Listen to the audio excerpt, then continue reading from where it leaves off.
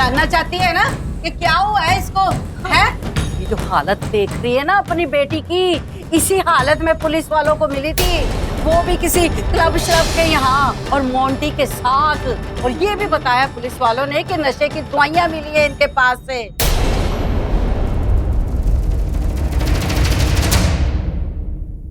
और ऐसी गंदी तस्वीरें हमें दिखाई उन्होंने कि मैं तो वहां खड़ी खड़ी शर्म से पानी हो गई। अब तू बता, तुझे कैसा लग रहा है सुन के? दादी प्लीज, अब ये सब क्या कहे जा रही है चाची से? प्लीज इसमें ये सारी बातें मत कीजिए। मैं तो क्यों ना कहूँ, हैं? वो इसे पता चलना चाहिए कि क्या गलती हुई है इससे। जब तेरी शादी तय की थी ना मैंने, तो इसने थोड़ा सुनाया था मुझे, वो क्या क्या नहीं कहा था इसने। जानती है ना मोंटी कौन? रवि का भाई, वो रवि जो तुझे दुनिया में सबसे ज्यादा शरीफ बंदा लगता है। तुझे तो अब भी वही सही लगते होंगे और हम गलत। दादी प्लीज, तो कोई वक्त है ये सारी बातें करने का। और साक्षी अभी होश में भी नहीं है, उसे एक बार होश तो आने दीजिए, फिर वो खुद बता देगी कि उसके साथ क्या हुआ। अब तक ऐसे कोई फैसला चाची, माँ, चाची, चाची, पल्लवी जल्दी से पानी लेकर आ। पल्लवी जल्दी ला पानी। चाची,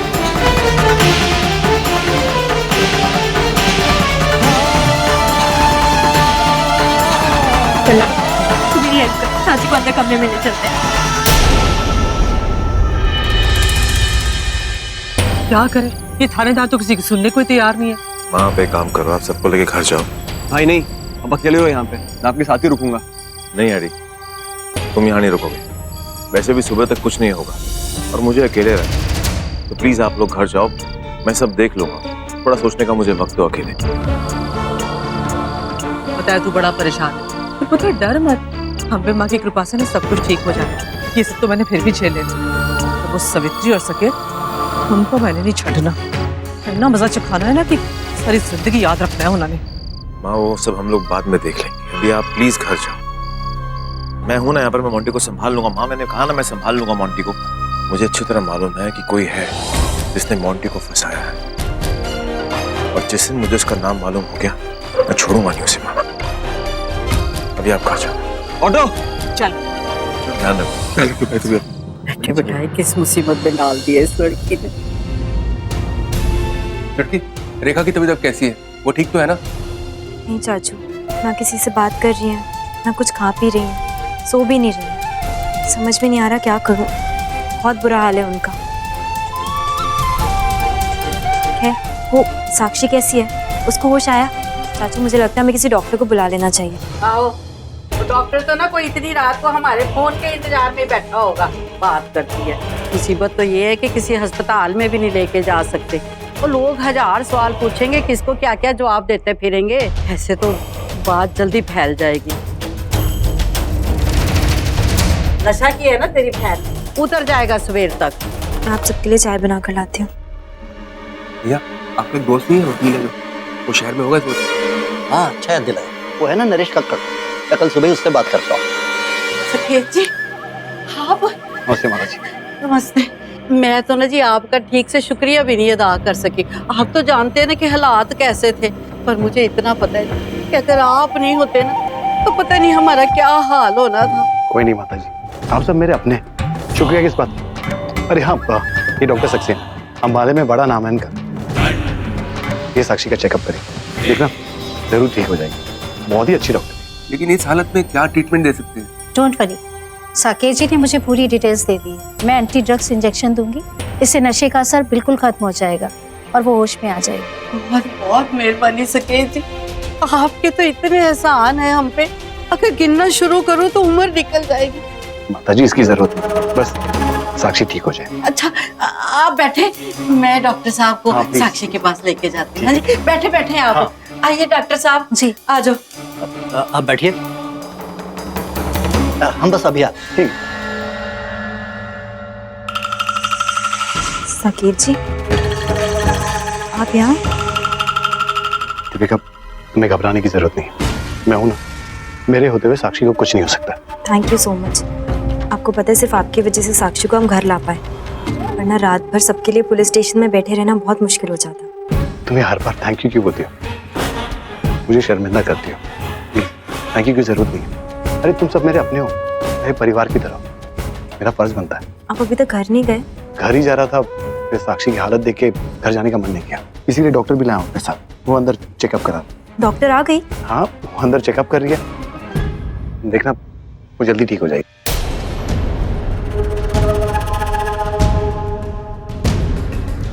मैंने चाय रखी है, मैं लेकर आती हूँ। मेरे लिए देख ला।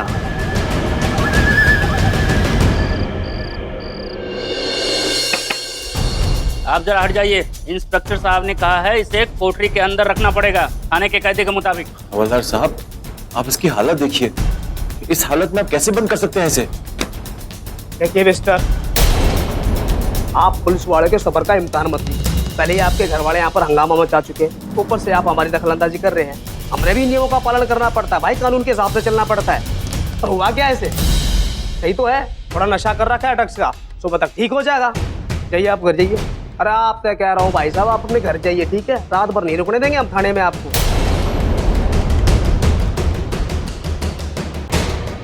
चलिए अंदर देखो। ये सब क्या हो गया है? मुझे कुछ समझ में नहीं आ रहा। डॉक्टर ने क्लियरली कहा था दी कि माँ को किसी भी तरह का शॉक नहीं लगना चाहिए। दी, मुझे बहुत डर लग रहा है, कहीं माँ को दूसरा अटैक तो। लवी, ये तू कैसी बातें कर रही है? चाची को कुछ नहीं होगा, हम कुछ होने ही नहीं देंगे उन्हें। हम उनसे इतना प्यार करते हैं, हम अच्छे से ख्याल रखेंगे ना उनका। देख, जब मुश्किल घड़ियां आती है ना, तो हम लोग को स्ट्रांग रहना चाहिए। अगर हम लोग ही हिम्मत हार जाएंगे तो उनका ख्याल कैसे रख पाएंगे? एक तो बिल्कुल टेंशन मत ले, ना हम साक्षी को कुछ होने देंगे और ना चाची को, है ना? तो यही रुक, मैं आती हूँ अभी।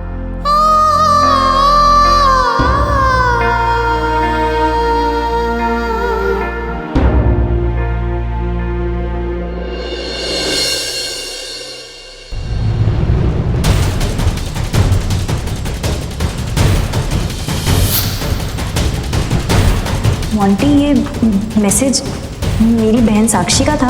नहीं, मेरी एक कॉलेज फ्रेंड है। मॉन्टी बेकसूर है, उसने ऐसा कुछ भी नहीं किया। जरूर कोई गलत फहमी हुई है। प्लीज देविका।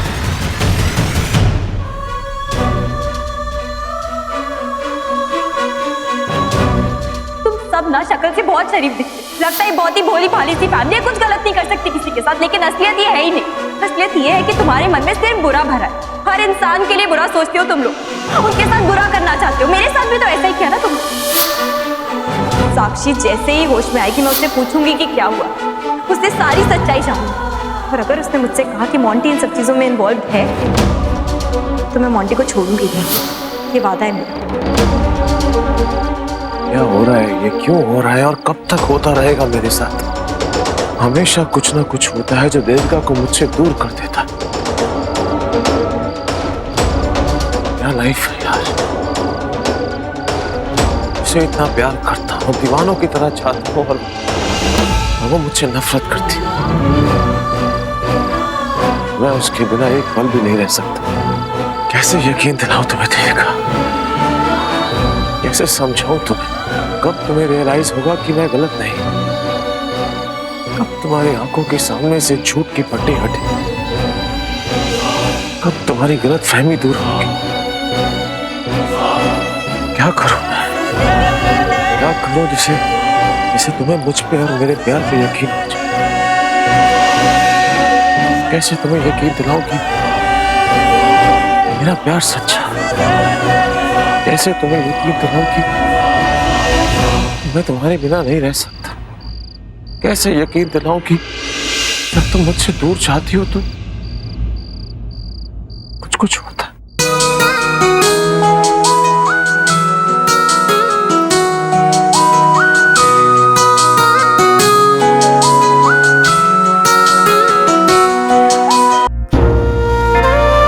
हर पल एक नई उलझन, एक नई मुश्किल सामने आकर खड़ी हो जाती है। कोई खुशी तो दूर की बात है, दो पल का सुकून तक नहीं बचा है हमारी जिंदगी में। पता नहीं कहाँ गए वो दिन ना मन में कोई शक हुआ करता था, ना जिंदगी में कोई उलझन। बस अपनापन था और अपने सपने पूरे करने की उम्मीदें। और अब उलझ के रह गई है मेरी जिंदगी।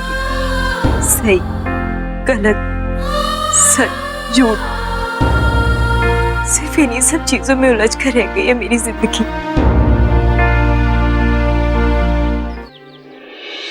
जी, एक दरख्वास्त करनी थी आपसे।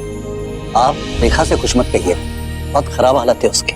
मुझे तो चुप करा लोगे, दुनिया वालों के मुंह कैसे बंद करोगे? दुनिया वाले जो भी कहेंगे हम बाद में समझ लेंगे बीजी, लेकिन फिलहाल आप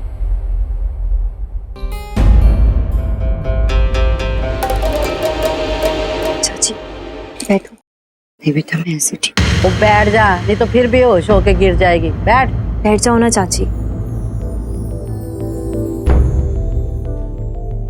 मैं घर में कैसे आई? और मेरा सर?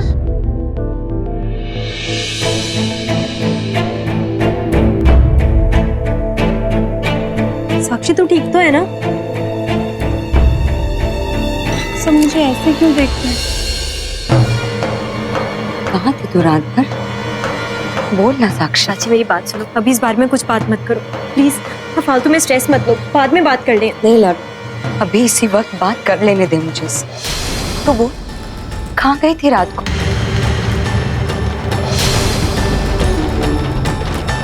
वो तेरे दोस्त के घर पे या फिर उसके साथ किसी फंक्शन में?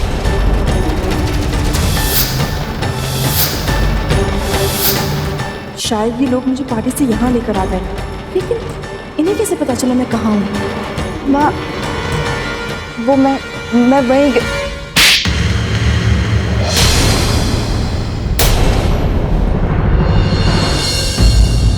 ये सिला दिया है ना तूने मेरे भरोसे का, मेरा विश्वास तोड़ के, मेरा विश्वासघात करके। साक्षी, मुझे सिर्फ ये लगता था कि मेरी बच्ची थोड़ी सी नादान है, नटखट है, तेज है, लेकिन मैंने ये कभी नहीं सोचा था कि मेरी साक्षी मुझसे झूठ बोलेगी, मुझसे बातें छुपाएगी। लेकिन आज तो तूने एक माँ और बेटी का रिश्ता ही दांव पे लगा दिया। तेरे लिए तो ये रिश्ता कोई मायने नहीं रखता होगा ना, कोई मोल नहीं है तेरे लिए तेरे माँ का। बोल साक्षी, क्यों किया तूने ये? जवाब दे। मैंने किया क्या है? अब बचा क्या है साक्षी करने के लिए? एक लड़की के लिए उसकी इज्जत और उसका चरित्र ही सब कुछ होता है। तूने अपनी इज्जत को खो दी है, साथ साथ परिवार की इज्जत को भी दांव पे लगा दिया है।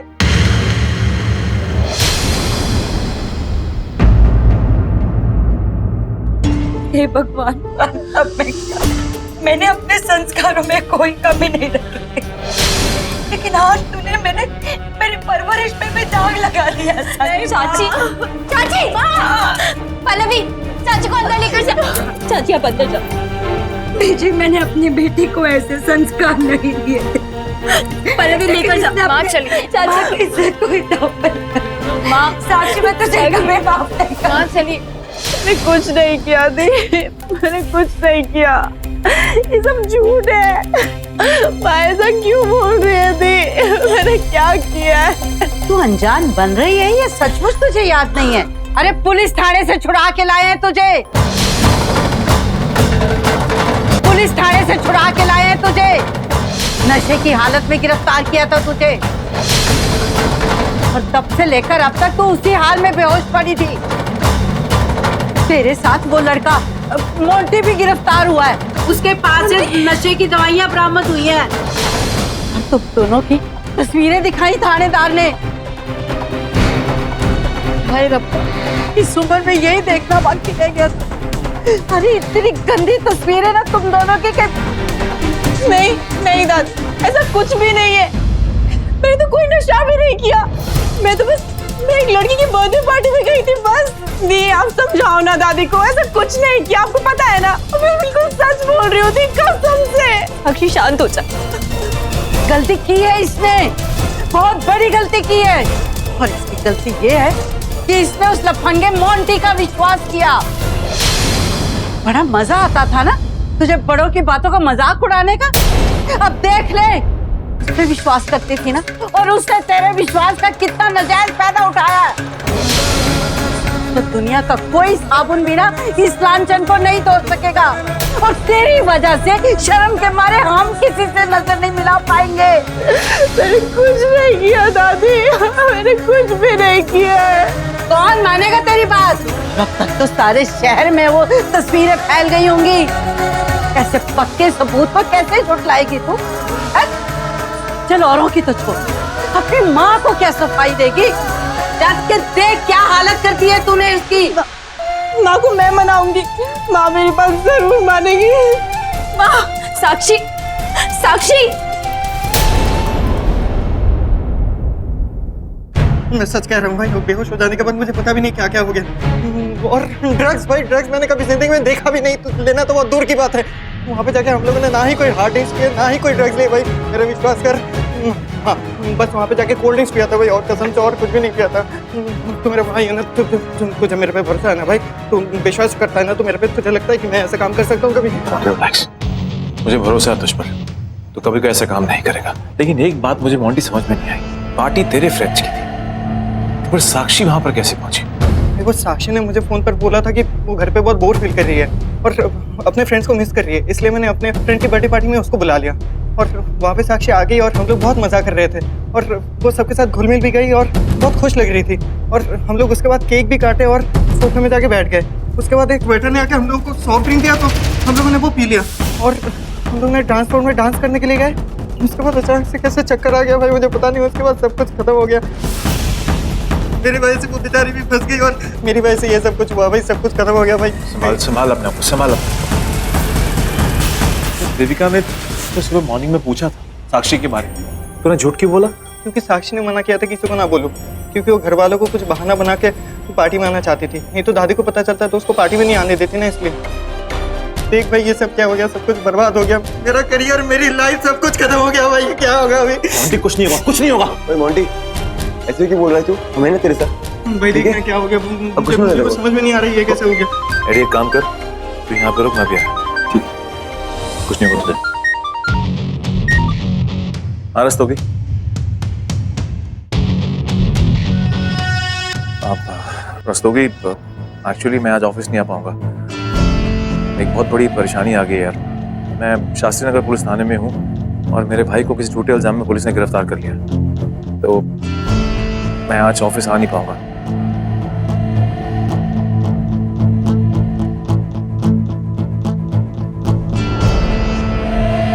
एक काम करता हूँ, इंस्पेक्टर से वापस से बात करता हूँ। मैंने ऐसा कुछ नहीं किया है माँ, मेरी बात मानो ना माँ, मैं ऐसा कभी कुछ नहीं कर सकती माँ। मैं आप ही की बेटी हूँ ना, आपकी अपनी साक्षी हूँ ना माँ। माँ, मैंने ऐसा कुछ भी नहीं किया है माँ, मैं ऐसा कभी कुछ नहीं कर सकती जिससे आपको दुख हो, जिससे आपको तकलीफ हो माँ।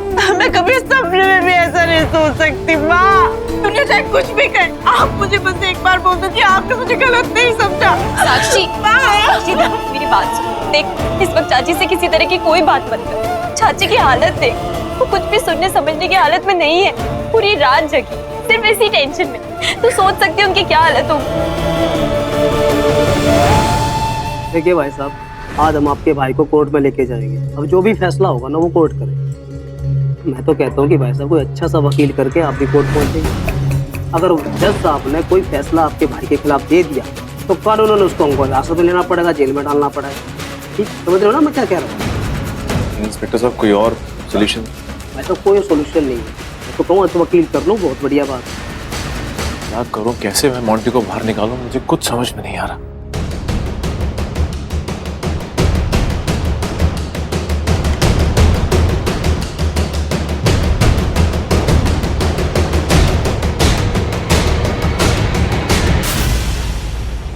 विष्णुप्रिया, आप यहाँ पर? ऑफिस से पता चला कि तुम आज ऑफिस नहीं आ सके क्योंकि तुम्हारा भाई किसी मुसीबत में है, अरेस्ट हो गया है, इसलिए पता लगाने आ गई कि हुआ क्या है। What's the problem, Ravi? Ma'am, Tell me. Excuse ma'am, मेरा नाम एडी है और मैं रवि का छोटा भाई हूँ, और वो अंदर मोंटी हमारा कजिन एक्चुअली उसे फंसाया गया है।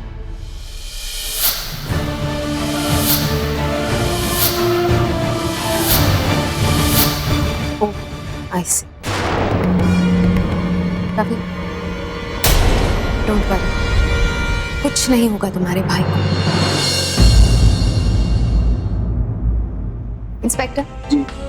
आई एम मिस निवेदिता लूथरा और ये हमारे लॉयर हैं मिस्टर बग्गा। जिस लड़के को आपने गिरफ्तार किया है और अंदर लॉकअप में बंद किया है, हम उनके बेल पेपर्स लेकर आए हैं। कमाल करती हैं आप भी, अभी तो कोर्ट खुलने का टाइम भी नहीं हुआ और आप बेल के पेपर लेके आ गए, कैसे? आप जरा ये पेपर्स ध्यान से देखिए, इन पर सीनियर जज का सिग्नेचर, और अगर आप चाहें तो मैं अभी अभी पुलिस कमिश्नर से भी आपकी बात करवा सकती हूँ, वो कॉन्फर्मेशन दे देंगे। और अगर आपको उससे भी तसल्ली ना हो तो होम मिनिस्टर से भी बात करवा सकती हूँ मैं आपकी। पर वो तो बात ठीक है, पर ये बताओ आप हो कौन? मैं miss Nivedita, mister Rakesh Luthra the business tycoon की बेटी। उनका नाम तो आपने सुना होगा। है, आप उन्हें जाने या ना जाने, इससे कोई खास फर्क नहीं पड़ता, क्योंकि आपके होम मिनिस्टर उन्हें बहुत अच्छी तरह से जानते हैं। माफ करना मैडम जी, वो मैं आपसे कभी मिला नहीं ना, आपको देखा ही नहीं तो पहचान नहीं पाया। हवलदार है? हाँ सर। मोंटी को लेकर आओ।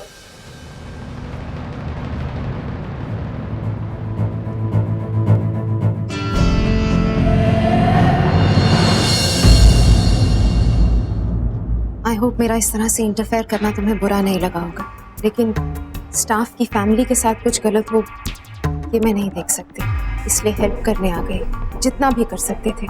एक्चुअली मैं तो सिर्फ आपसे। रवि, तुम्हें कुछ कहने की जरूरत नहीं है, आई अंडरस्टैंड।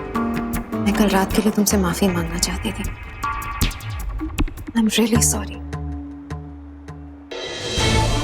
अकेली हूँ इसलिए कभी कभी कमजोर पड़ जाती हूँ, और ऊपर से कल तो मैंने पी भी रखे थे, समझ में नहीं आ रहा था कि क्या कर रहे थे।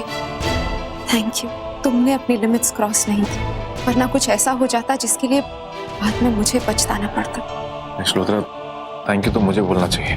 मैं आपको बता नहीं सकता कि कितनी बड़ी प्रॉब्लम से आज आपने मुझे बाहर निकाला है। मैंने तो उम्मीद ही छोड़ दी थी, मुझे समझ में नहीं आ रहा था कि मैं कैसे मोंटी को यहाँ से बाहर निकालूं, लेकिन आपने यहाँ पर आके जो कुछ भी किया है उसके लिए मैं आपका शुक्रगुजार हूँ। Thank you so much miss Luthra. Excuse ma'am, thank you so much कि आपने हमारे लिए इतना कुछ किया। Thank you ma'am. टेंशन अभी के लिए कम हो गई है, लेकिन प्रॉब्लम सॉल्व नहीं हुई। ये मेरे लॉयर मिस्टर बग्गा तुम्हारा केस लड़ेंगे, टाइम टू टाइम तुम्हें कांटेक्ट करते रहेंगे, इन्हें सब कुछ सच सच बता देना। ओके? जी मैम। रवि, अपने भाई को घर ले जाओ और कभी भी कोई भी जरूरत हो मुझे जरूर बताना। अभी मुझे जाना है, एक मीटिंग है और ऑफिस के लिए देर हो रही है। I'll see you later.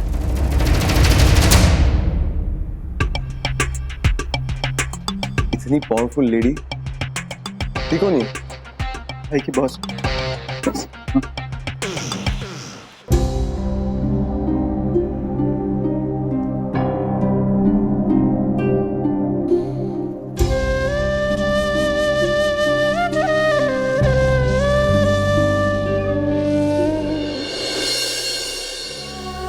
Sakshi, please तो रोना बंद कर, प्लीज चुप हो जा। मैं जानती हूँ इस वक्त तुम पर क्या बीत रही है, क्या गुजर रही है, लेकिन रोने से कुछ ठीक नहीं होने वाला। और अम्बे माँ है ना हमारे साथ, तो कुछ गलत नहीं होने देंगी। लेकिन गलत तो हो गया ना दी। क्या हो गया? ऐसा मैंने क्या गलत किया? मेरा क्या कसूर है? कोई कसूर नहीं है, तेरी कोई गलती नहीं है। मैं हूं ना तेरे साथ, मुझे विश्वास है तुझ पे। तेरी छोटी बहन कुछ गलत कर ही नहीं सकती। और ये जो कुछ भी हुआ है ना, इसमें बस हमें हिम्मत नहीं हारनी है। देख, अगर तू हिम्मत हार जाएगी ना, टूट जाएगी, तो सब कुछ खराब हो जाएगा। पर साक्षी, सब ठीक हो जाएगा, मेरा दिल कहता है सब ठीक हो जाएगा। हाँ, ठीक हो जाएगा दी। क्या दादी मुझे तारे देना बंद कर देंगी कि माँ की ऐसी हालत की जिम्मेदार मैं हूँ? क्या सब मुझ पे यकीन कर लेंगे दी? जब मेरे अपनों को ही मुझ पर यकीन नहीं है दी, तो कोई और क्या यकीन करेगा? मेरी तो जिंदगी बर्बाद हो गई, लग गया ना मुझ पर दाग, खत्म हो गया सब कुछ दी, सब कुछ खत्म हो गया। ठीक हो जाएगा, कुछ गलत नहीं होने दूंगी।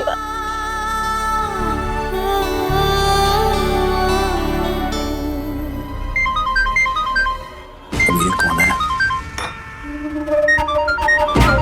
ये तो उस कल वाले इंस्पेक्टर का नंबर है। सुबह क्यों फोन कर? हेलो सके जी नमस्कार। सके जी आप मेरा फोन ही नहीं उठा रहे। मैं 2 घंटे से फोन मिला रहा हूँ आपको। हाँ सो रहा था इसलिए नहीं देखा मैंने। बोलो क्या काम था? सर जी आपको अर्जेंट इन्फॉर्मेशन देनी है। वो जो छोरा था ना जिसको आप जेल में रखना चाह रहे थे, उसकी बेल होगी। क्या बकवास कर रहे हो तुम? ऐसे कैसे हो सकता है? उस रवि की इतनी औकात नहीं है कि अपने भाई को छुड़ा सके। और मैंने तुमसे कहा था ना कि सुबह कोर्ट में हाजिर करना, मेरा लॉयर सब संभाल लेता, तुम्हें रिमांड मिल जाता। तुमने इसे जाने कैसे दिया?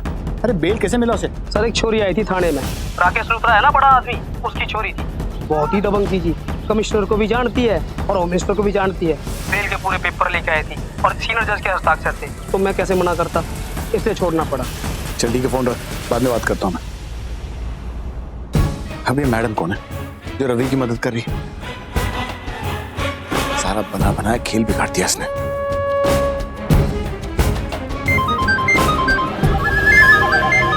माता जी सुबह सुबह।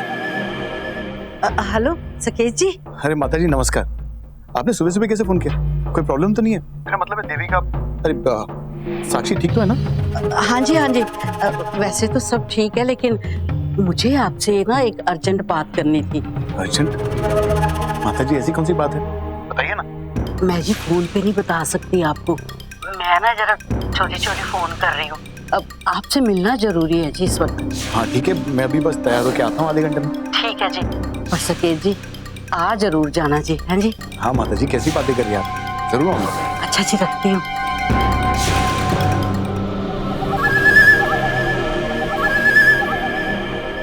बस लाडो और नहीं खाना मुझे। चाची थोड़ा सा तो खा लो, आपने कब से कुछ भी नहीं खाया है। अगर खाओगी पियोगी नहीं तो तबीयत और खराब हो जाएगी। देखो आपका खाना बहुत जरूरी है, इतनी स्ट्रॉन्ग मेडिसिन है, ऐसे खाली पेट नहीं देते। एक स्पून बस और नहीं। तो ये बता तो अब तक यहाँ रुकी क्यों है? तो अपने घर क्यों नहीं गई? आप सब लोगों को अकेला छोड़कर कैसे चली जाऊं? आपका ख्याल रखना है, साक्षी को संभालना है। घर पर ऑलरेडी सब लोग इतनी टेंशन में, आप लोग को मेरे सपोर्ट की जरूरत है। मुझे कहीं नहीं जाना। नहीं लाडो, यहाँ जो कुछ भी होना था वो हो चुका है। अब यहाँ के हालातों में और कोई बदलाव नहीं आने वाला। लेकिन ऐसी मुसीबत तेरे ससुराल में भी आ चुकी है, वहाँ पे भी सब लोग बहुत परेशान होंगे। और ऐसे वक्त पे तुझे तेरे पति का साथ देना चाहिए और यही तेरा फर्ज है लाडो। माना कि उसके भाई ने गलती की है, इसमें रवि की कोई गलती नहीं है, लेकिन वो इस वक्त बहुत दुखी होगा और इस वक्त सबसे ज्यादा उसे तेरी जरूरत होगी लाडो। मुझे नहीं लगता कि तुझे इस वक्त तेरे पति का साथ देना चाहिए। तू क्यों नहीं समझती मेरी बात को? मेरी एक बेटी ने तो अपनी जिंदगी बर्बाद कर ही ली है, फिर चाहे उसमें उसकी गलती हो या ना हो। और यही सबसे बड़ा दुख मुझ पे भारी पड़ रहा है। अब तू क्या चाहती है? तो और मुझे दुख देना चाहती है? नहीं चाची, अगर आप चाहती हो कि मैं अपने ससुराल वापस चली जाऊं तो मैं चली जाऊंगी। बस मैं आपको तकलीफ में नहीं देख सकती। मैं अभी चली जाऊंगी, लेकिन आपको भी मुझसे एक वादा करना होगा। मेरे जाने के बाद आप अपना ख्याल रखोगी, अपने आप को संभाले रहोगी और अच्छे से खाओगी पियोगी, बिल्कुल टेंशन नहीं लोगी। ठीक है, मैं वो सब कुछ करूंगी जो तू कहती है। बस तू जा, अपने घर जा।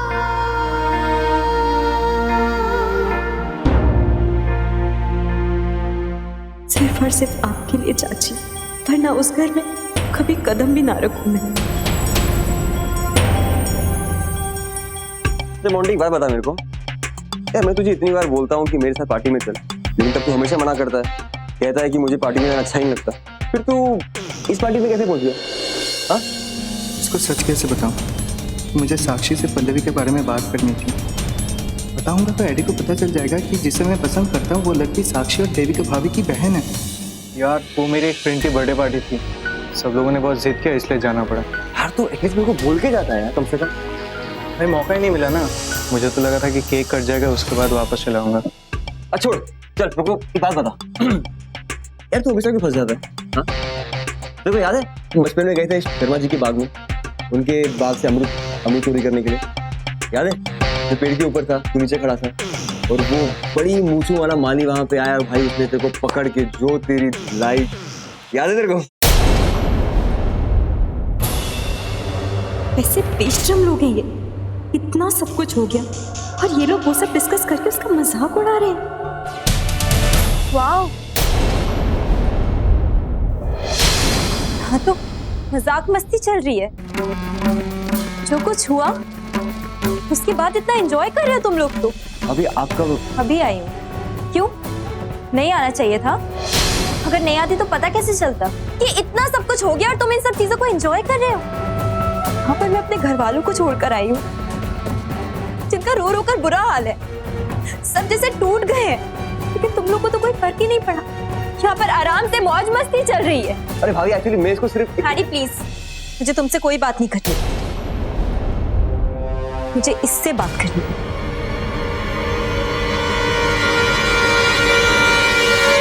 मोंटी, पता है क्या, जब मैं इस घर में आई थी ना तो तुम्हें देखकर मुझे लगा था कि तुम एक बहुत अच्छे इंसान होगे, एक भोला भाला सा लड़का, लेकिन तुम भी एक धोखेबाजी निकले। तुमने साक्षी का फायदा उठाने की कोशिश की और उसके बाद यहाँ ऐसे बैठकर मजाक उड़ा रहे हो। बेशर्मी की भी हद होती है। अभी ऐसी बात नहीं है। प्लीज, नहीं हूं मैं तुम्हारी भाभी, मुझे भाभी मत कहो। और ये सब ड्रामा मेरे सामने दिखाने की जरूरत नहीं है तुम्हें। ये जो धोखेबाजी से रिश्ता जुड़ा है मेरे इस घर से, उसको हर पल भुगत रही हूं मैं।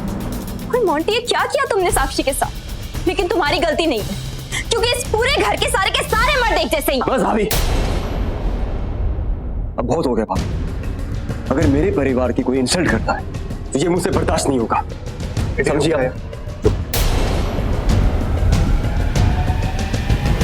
तुम सबके सब एक जैसे हो। तुम्हारे भाई ने इतनी बड़ी गलती की है, किसी लड़के की जिंदगी बर्बाद होने को है, और तुम उसको समझाने की बजाय, उसको डांटने की बजाय उसका साइड ले रहे हो। हाँ, मैंने मोंटी की साइड ली, इसलिए नहीं कि वो मेरा भाई है, बल्कि इसलिए ये मैं जानता हूँ कि वो कुछ गलत नहीं कर सकता। मैंने उसकी पूरी बात सुनी, तो मोंटी कभी झूठ नहीं बोलता है। सुना तुमने? तुम्हारे भाई को लगता है कि तुम कभी झूठ नहीं बोल सकते। कुछ याद आया? क्यों मैं याद दिलाऊं? और तुम, जिसको ये लगता है कि उसका भाई बहुत इनोसेंट है, तो जरा पूछो अपने भाई से, क्या उसने मुझसे कभी झूठ नहीं बोला? क्या उसने मुझसे कभी ये नहीं कहा कि जिस साक्षी को वो जानता है वो मेरी बहन नहीं है? या फिर कभी वो साक्षी से चोरी छुप के मिलने नहीं गया? ये गलत समझ रही है। चुप रहो तुम। और अगर फिर भी तुम्हें विश्वास ना हो ना, तो इससे पूछो कि अपनी फ्रेंड की बर्थडे पार्टी में इसने मेरी बहन को इनवाइट क्यों किया था?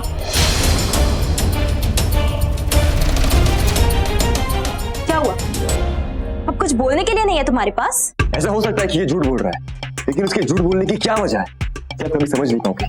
हर किसी की एक पर्सनल लाइफ होती है, जो पुराने ख्यालात के लोग समझ नहीं सकते, और उसमें आप भी आती हो। Old fashioned.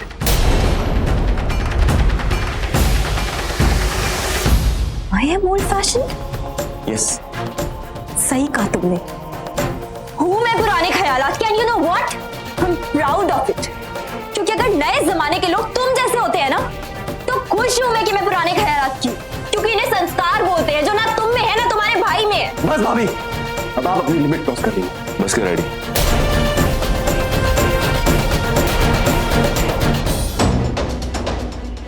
तुम्हें दीदी के साथ ऐसी बात नहीं करनी चाहिए। ये क्या खामखा आर्गुमेंट्स ला के रखे तुमने? जाकर देखो जरा मेरी छोटी बहन की हालत। क्या गलती की है उसने? ये कि उसने मोंटी पे भरोसा किया, ये कि उसको वो अच्छा इंसान मानकर किसी की बर्थडे पार्टी में चली गई, ये गलती है उसकी। दीदी प्लीज शांत हो जाओ। क्यों शांत हो जाऊं? कुछ गलत कह रही हूँ क्या मैं? पर तुम भी तो यही करते हो ना, भोली भाली लड़कियों का फायदा उठाते हो। फिर ये तो तुम्हारे ही भाई है, तुम्हारे नक्शे कदम पर तो चलेंगे ही। दीदी बर्दाश्त की भी हद होती है। तुम मेरे भाइयों के सामने मेरी इंसल्ट कर रही हो। It's not fair. It's not fair? पर जो साक्षी के साथ हुआ दैट इज फेयर। बुरा लग रहा है ना, क्योंकि सच बोल रही हूँ, और बुरा लगता है तो लगने दो। कह दो कि तुम्हें अब भी यही लगता है कि ये दोनों सही है और मेरी बहन गलत। इनफ तरीका।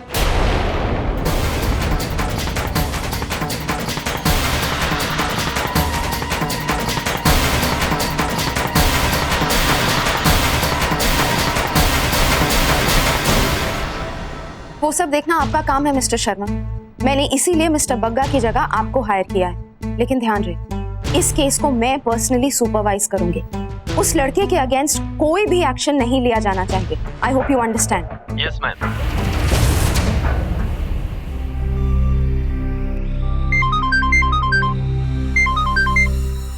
हाँ रस्तोगी। मैम एक बहुत अच्छी खबर है। हमारी जो बिजनेस एक्सपेंशन टीम है उनको एक बहुत ही अच्छा ऑफर मिला। एक बहुत बड़ी फाइनेंस कंपनी लूथरा कंस्ट्रक्शन में पैसे लगाना चाहती है। उनके सीईओ और प्रेसिडेंट आज आपसे मिलना चाहते हैं, तो मैम कितने बजे मीटिंग फिक्स करूं? देखो आज मैं बहुत बिजी हूँ। एक काम करो, उन लोगों से कहो कि कल आकर मिलें, ओके? मैम कम से कम 200 करोड़ की इन्वेस्टमेंट है। अगर हमने देर कर दी तो शायद वो किसी और कंपनी से हाथ मिला लेंगे। इतना बड़ा मौका हाथ से निकल जाएगा। लिसन रस्तोगी, इस बारे में हम कल बात करेंगे प्लीज। आज मैं बहुत बिजी हूँ, डोंट डिस्टर्ब मी। मैं आपको बता नहीं सकता कि कितनी बड़ी प्रॉब्लम से आज आपने मुझे बाहर निकाला है। आपने यहाँ पर आकर जो कुछ भी किया है उसके लिए मैं आपका शुक्रगुजार हूँ। Thank you so much miss Luthra. Nidhi, you're a smart girl। Ravi का भरोसा जीतने का यही सबसे बेस्ट तरीका है। उसके भाई को इस केस से आजाद करा दूंगी तो रवि डेफिनेटली फिर से मेरे करीब आ जाएगा, मुझे अपनी सबसे अच्छी दोस्त मानने लगेगा। मैं भी ना रवि खामखा की टेंशन ले रही थी कि तुम मेरे बारे में क्या सोच रहे होगे, एटसेट्रा। देखो ना, अब एक ही झटके में सब कुछ नॉर्मल हो गया। किस्मत में जब मिलना होता है ना कोई रास्ता निकल ही आता है। मेरे लॉयर ने कहा था कि उन्हें मोंटी के बारे में काफी सारी इंफॉर्मेशन चाहिए होगी जो केस लड़ने में उनकी हेल्प करेगी। ये तो बहुत अच्छा एक्सक्यूज मिल गया मुझे रवि के घर जाने का। अभी इसी वक्त वहां चली जाती हूँ। दीदी, एक के बाद एक सारे रास्ते खुलते जा रहे हैं।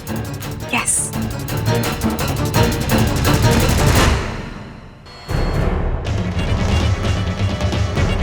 नहीं निवे, तुम्हें थोड़ा सब्र रखना होगा, कहीं बनती हुई बात दोबारा बिगड़ ना जाए।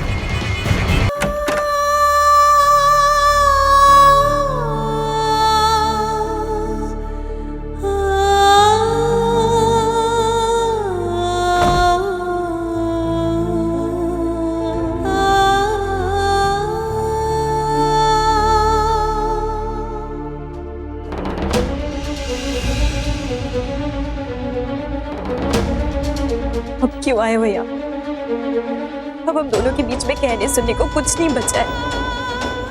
और तुमने तो वैसे भी ये दिखा दिया ना कि चाहे कुछ भी हो जाए तुम अपने भाई का ही साथ दोगे। और वैसे भी क्यों आए हो यहाँ?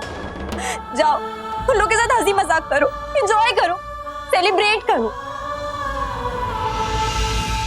देविका, जिस तरह हर कॉइन के दो पहलू होते हैं ना, उसी तरह हर बात के भी दो पहलू होते हैं। एक इंसान जो पहलू देखता है वो उसी को सच मान लेता है, लेकिन इसका मतलब ये नहीं कि वो सच है। अचानक हम सब के सामने एक मुसीबत आई और हम सब लोग शॉक हो गए। और मैंने कभी नहीं सोचा कि साक्षी गलत है। मैं जानता हूँ साक्षी को, मैं पूरा यकीन करता हूँ उसके ऊपर, वो कभी ऐसा काम कर ही नहीं सकती। जबकि साक्षी से मिले हुए मुझे कुछ ही दिन हुए। और ये बात मोंटी की, मोंटी को मैं बचपन से जानता हूँ और मुझे उस पर भी पूरा यकीन है कि वो भी ऐसा काम कभी नहीं कर सकता।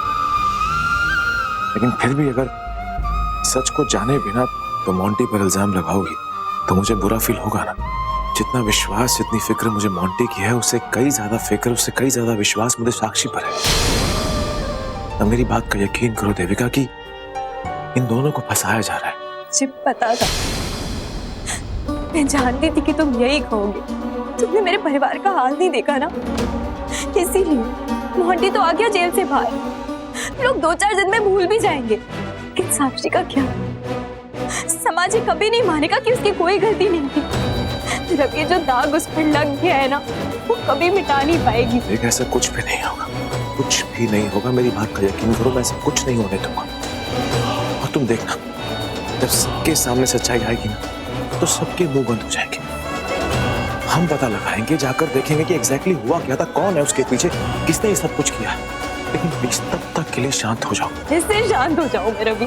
छोटी सी गलती है, किसी से भी हो सकती है। और जब मैं कह रहा हूँ कि सच कुछ और है।